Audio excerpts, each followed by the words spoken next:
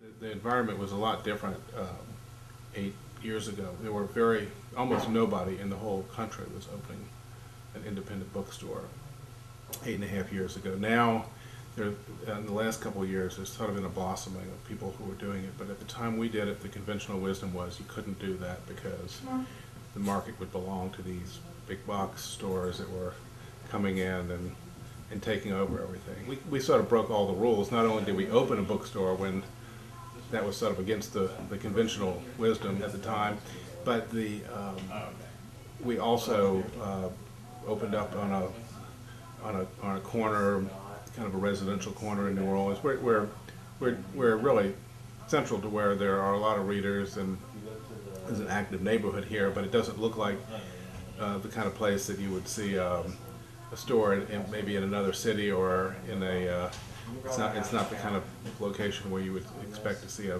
big box kind of store. You know, we decided to do it here for a lot of different reasons, and so far it's worked very well.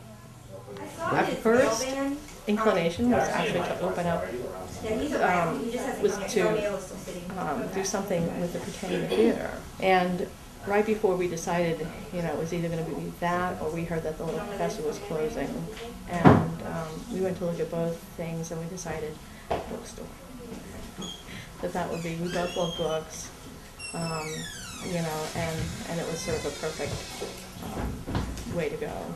Since we owned the building, we had a lot of leeway to do the things we wanted to do, and we spent a year sculpting out this space and making it the way we wanted it to be. This is a 100-year-old building that we're standing in. It goes beyond the bookstore, it goes to the corner where it was once a corner commercial, a grocery store for many years, and the area that we're in, we believe it was the stables for the Laurel streetcar line. And if you look along Laurel Street from here in either direction for miles, I mean from Audubon Park to going down into the Garden District, you'll see the remnants of corner buildings. They're now often residential buildings. There are a few of them that are still operating as commercial buildings, but it would have been a streetcar line drawn by animals, I think, initially. And but it was a way of life at that time that involved neighborhood businesses, and in a way we're carrying that tradition forward.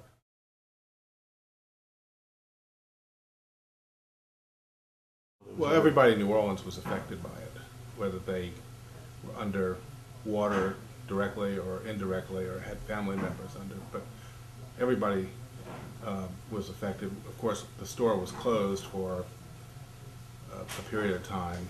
We were the first bookstore to reopen after the storm in the whole area. We had evacuated and we couldn't come back until after Hurricane Rita, and we came back as rapidly as we could. We got back on the Sunday night after Hurricane Rita, and within less than a week we had the bookstore open. But the store itself did not flood because we're sort of on the natural levee. We're just a few blocks from the Mississippi River. We talked about the neighborhood and being in an old neighborhood, and so the old neighborhoods, of course, were built on higher ground, and as land filled in, then people moved into lower ground, and it got developed, and people forgot about the vulnerability of this place, of this city. We were profoundly affected by it. Ultimately, the business has continued to thrive and to grow despite all of that. But we thought it was important to get open, even though we didn't know if people would come in right away.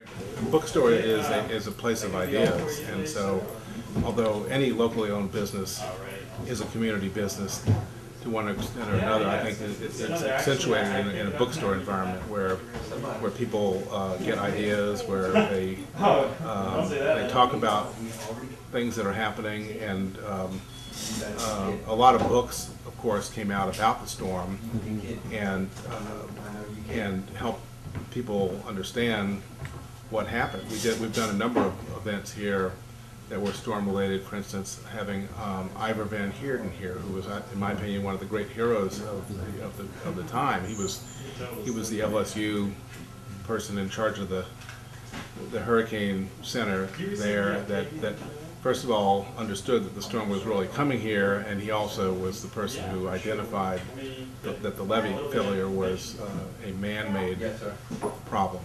We released his book here, and we had the first book signing, real major book signing after the storm with Tom Piazza with his book Why New Orleans Matters. And since then we've had his novel that came out, City of Refuge. So, and we have other books.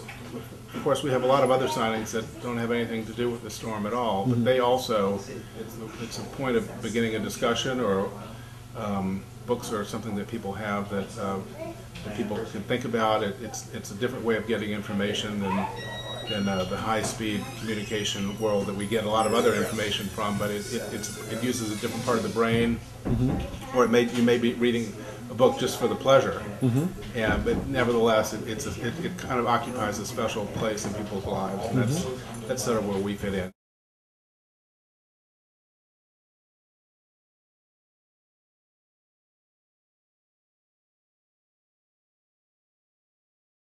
The Dan Baum book. That is just the most incredible book about New Orleans, not just about the storm. I think 20 or 25% of it. It ends with the storm and the period afterwards, but it really covers 9 lives in New Orleans over a 40-year period, and it is told with such skill. It's nonfiction, but it's told in a way that compels you to just keep reading, and you want to find out what's going to happen to the people he's followed, and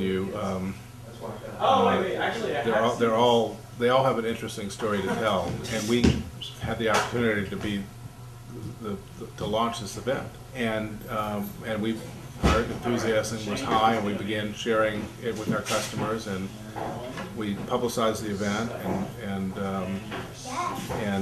we got a great crowd here. I think, but we had I think 175 or 200 people here for the event, and maybe more than that. It was an exciting discussion, and now people are reading it and talking about the book, and they're still buying it, and it's we had it here before the New York Times did their review or any of that. But the event was fabulous. I think Dan was wonderful. The book was really well written.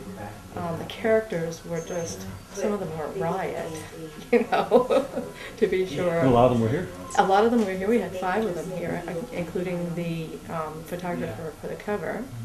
And it was a great event. So that was really great. And everybody just seemed to really like it and just enjoy being, and it was sort of it felt sort of like a connectedness with people. It was very much, people were there sort of as, comrades, and just kind of sort of circling and getting, reacquainted. It was really nice. So I really enjoyed that.